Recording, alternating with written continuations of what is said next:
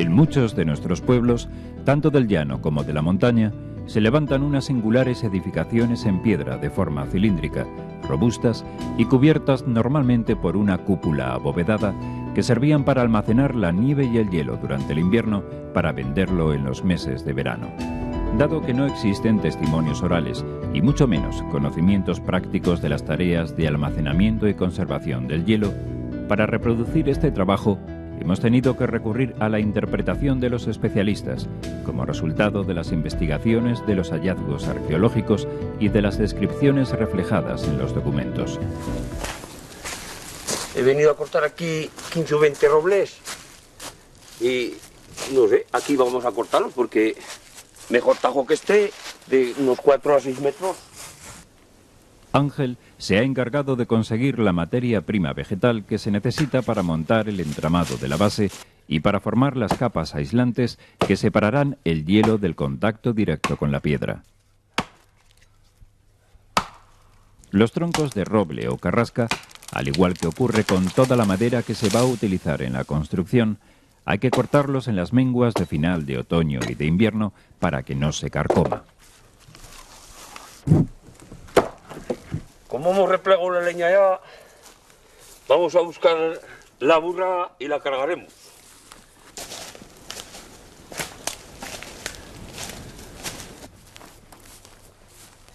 Las ramas de las carrascas y de los bojes se utilizarán para preparar la cama de la base donde descansará todo el peso del hielo. A golpe de hacha y con la tijera de podar, Ángel corta aquellas ramas que están más cargadas de hojas.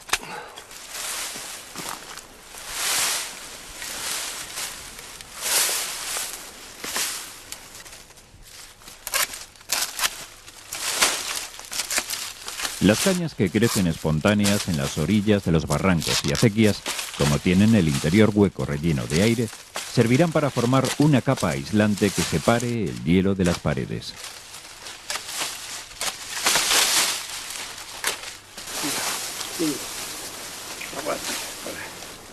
Al igual que en los tiempos pasados, para trasladar los bojes y la ramilla hasta el pozo, Emilio ha traído su burra.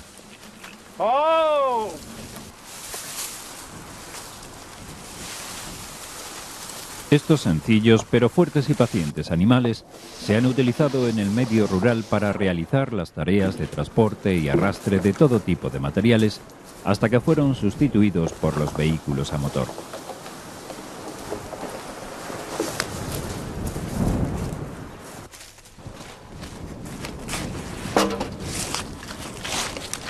Cuando todos los troncos están junto al pozo de hielo, Javier, el carpintero, los corta a la medida necesaria para construir el entramado de la base.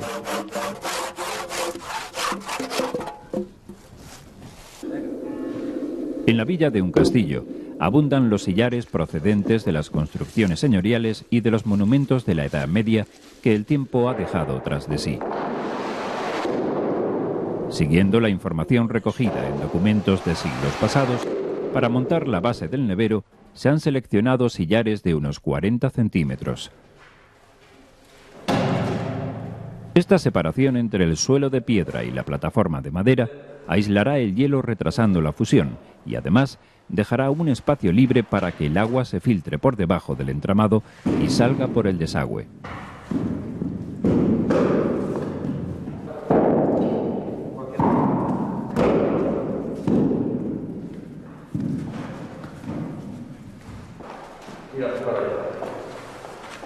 Para poder apreciar el resultado de la colocación de las capas de nieve y de hielo en un plano vertical, solamente se va a montar el entramado de madera en la mitad del pozo.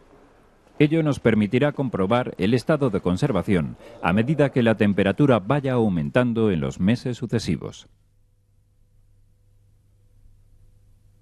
Javier coloca los travesaños sobre los sillares, creando la base sobre la que se formará una parrilla de tablas. Estos troncos deben asentarse bien sobre las piedras, pues encima de ellos descansará el peso de todas las capas de hielo que se vayan a almacenar.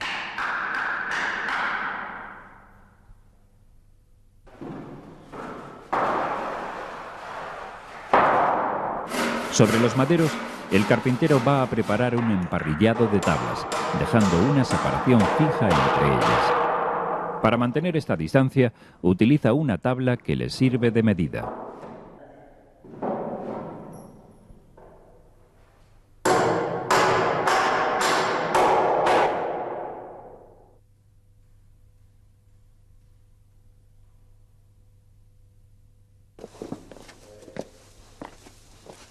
Las ramas de boj y de carrasca, cortadas hace pocos días, van a tener su utilidad. Una vez que ha quedado montada la mitad del entramado de la base, algunos miembros de la asociación La Longeta han acudido al pozo de hielo para preparar una cama de ramilla que impida que la nieve quede en contacto con el aire, pero que a la vez permita la salida del agua del hielo que se vaya derritiendo.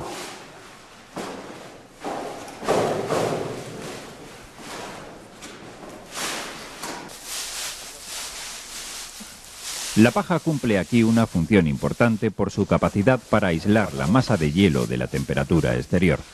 Todo este entramado de madera, junto a la capa de ramilla y paja, evitará que la masa helada entre en contacto con el agua derretida de la nieve, que debido a la ligera inclinación del suelo, saldrá al exterior por el desagüe.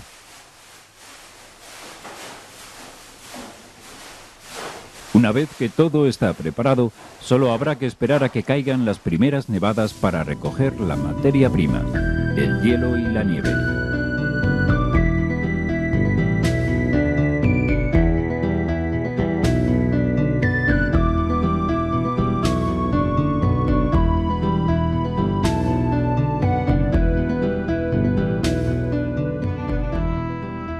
Como dicen los más ancianos de un castillo, ahora no nieva como antes y los inviernos no son tan fríos. Por fin, la nieve hace su aparición y parece que va a caer una cantidad bastante aceptable, que nos permitirá llenar una parte del pozo o nevera. A pesar de la nevada que está cayendo y de la incomodidad para trabajar, Pablo aprovecha para amontonar la nieve junto al pozo para que se conserve más tiempo y almacenarla después en el interior.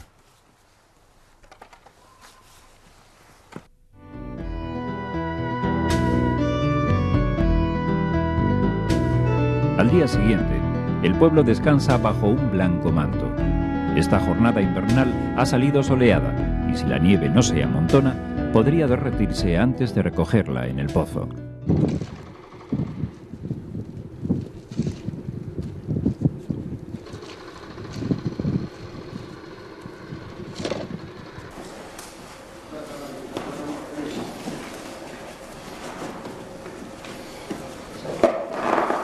El empozado era un trabajo duro y helador que se desarrollaba en el interior de la nevera, sobre la capa de hielo.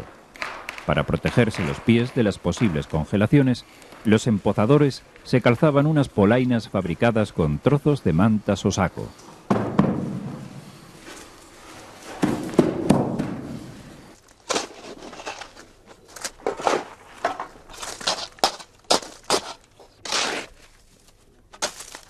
Sin perder tiempo hay que recoger el género en el pozo para conservarlo. Según los documentos de la época, la nieve se trasladaba al hombro, con espuertas, sobre todo hasta que las capas inferiores alcanzaban la altura de la puerta. Desgraciadamente, la tierra y las piedras se han mezclado con la nieve al recogerla con la pala, y no se va a poder almacenar en las condiciones higiénicas que se exigían en los siglos pasados, cuando los pozos de hielo estaban en pleno auge.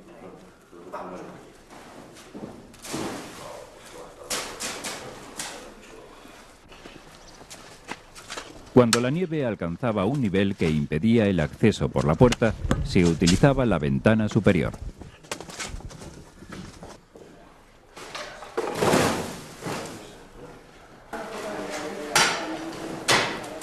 La nieve o el hielo, en cualquiera de los casos, había que extenderla con azadones y palas sobre la capa de paja, formando una masa compacta.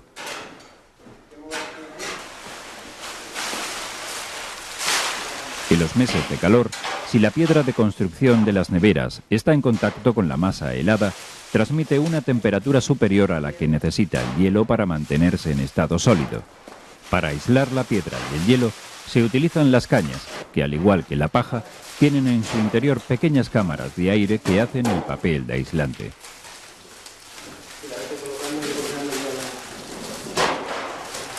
Atendiendo a las descripciones documentales, a partir del entramado, los empozadores forran con cañas las paredes del pozo, sujetándolas con la nieve.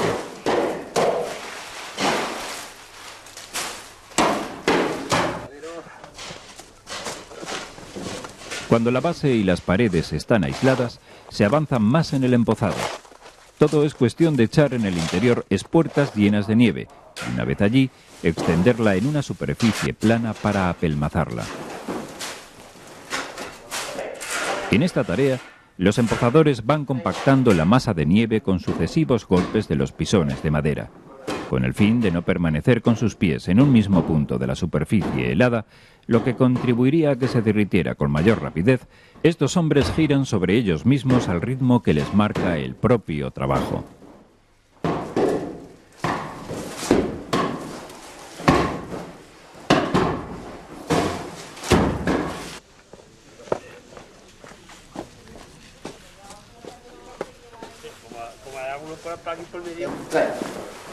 Cuando la capa de pasta de hielo ha alcanzado un grueso entre 30 y 40 centímetros, hay que dejar nivelada la superficie para iniciar otra nueva. Para separar una capa de otra y conservar la temperatura, se extiende una cama de paja sobre el hielo.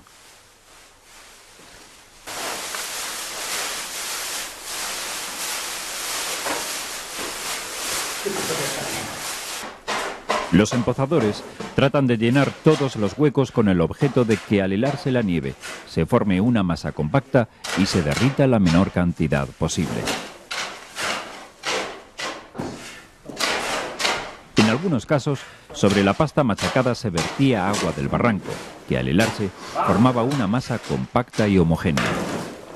Para evitar las congelaciones, los empozadores, además de proteger sus pies con sacos o mantas, eran sustituidos regularmente por otros compañeros.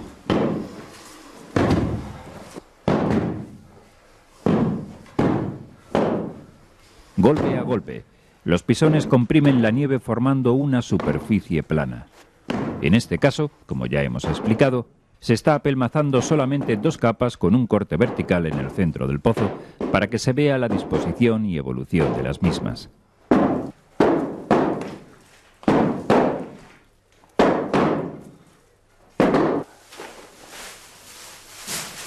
Compactada la segunda capa de pasta de hielo, los empozadores la cubren con un nuevo manto de paja, bajo el que se conservará la temperatura del hielo.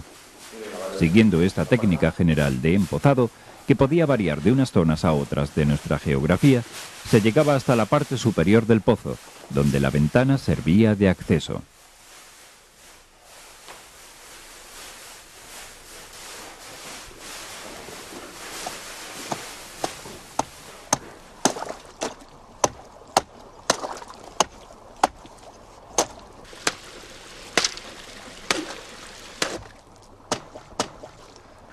La mayoría de los pozos eran mixtos, tanto para nieve como para hielo. Las placas heladas que aparecían por las mañanas en los barrancos eran cortadas y troceadas por los vecinos, que las trasladaban al pozo para su almacenamiento.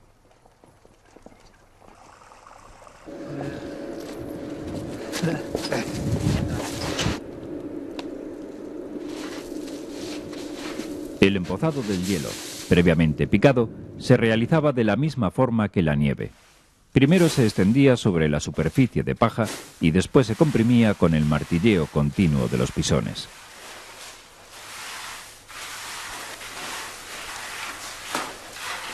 Antaño, este trabajo se realizaba con sumo cuidado para que el hielo se compactara bien y permaneciera más tiempo en este estado, pues el arrendatario del pozo tenía la obligación de atender todas las demandas de este producto durante el año, bajo la pena de fuertes sanciones económicas.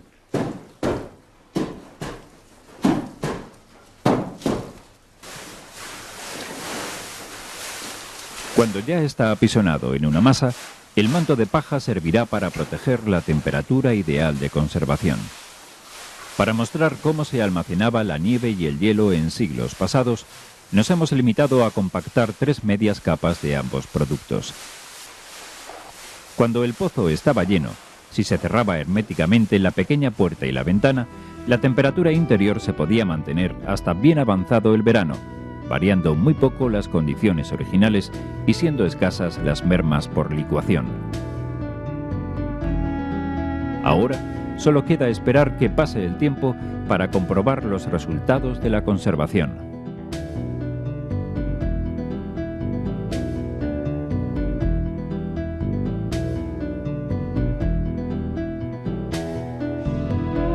Dos meses después, a la entrada de la primavera, al abrir la puerta del pozo de hielo, nos da la sensación de encontrarnos ante un montón de paja. Al separar esta capa vegetal y barrer su superficie, podemos comprobar que el hielo se ha derretido en aquellas zonas que estaban en contacto con el aire, conservándose perfectamente en la parte interior.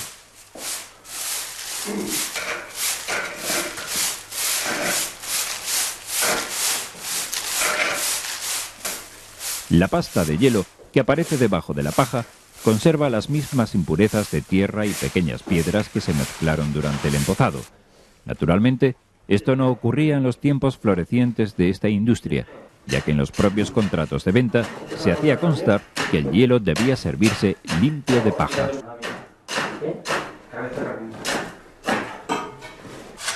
Una vez que estos miembros de la Asociación La Longeta han perfilado la cara frontal de la pasta de hielo con la pala de cortar, proceden a modelar bloques rectangulares con la sierra especial de dientes anchos, similar a las halladas en el interior de algunos pozos de Aragón.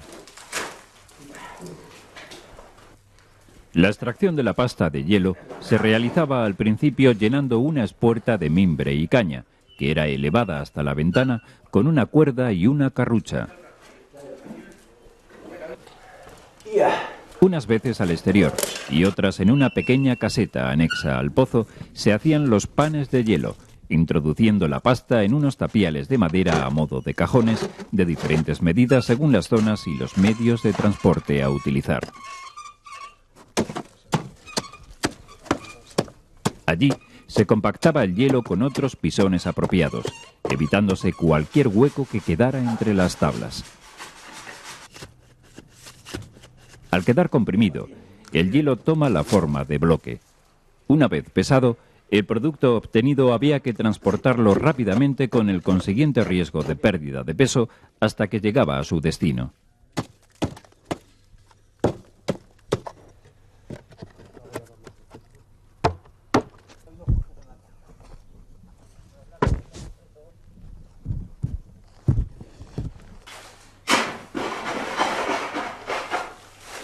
La pasta de hielo también se separaba con las azadas llamadas soteras, que por su forma triangular penetraban mejor en el hielo. Una vez que la puerta de la nevera quedaba desbloqueada, las espuertas cargadas de hielo se sacaban al hombro a través de ella.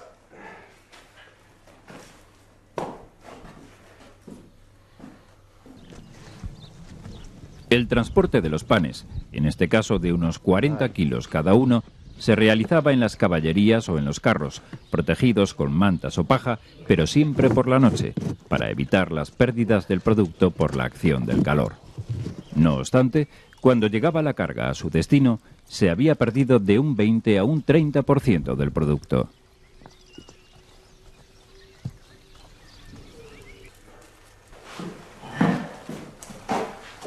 Buenas tardes. Buenas, ¿qué hay? ¿Qué tal va la venta? Bien, no va mal. ¿Cuánto te vas a llevar? Ponme 10 libras de nieve. Venga, a ver. En la venta al por menor, el hielo se medía por libras u onzas y se pesaba en la romana con un cestillo o sobre unos platillos agujereados para que el peso del agua no incrementara el precio del producto.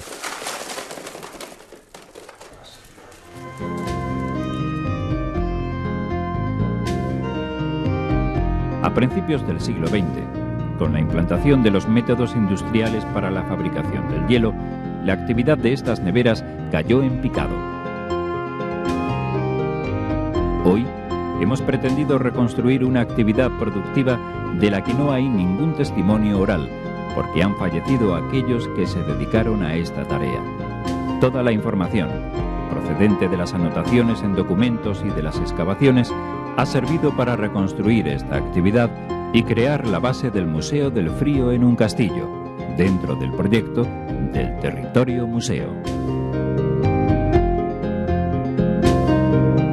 Soy Eugenio Monesma, director y productor del documental que acabas de ver. Si te ha gustado, te animo a que te suscribas activando las notificaciones desde la campanita y así podrás disfrutar de los cientos de documentales que ya tengo en el canal y de los que semanalmente voy a ir subiendo.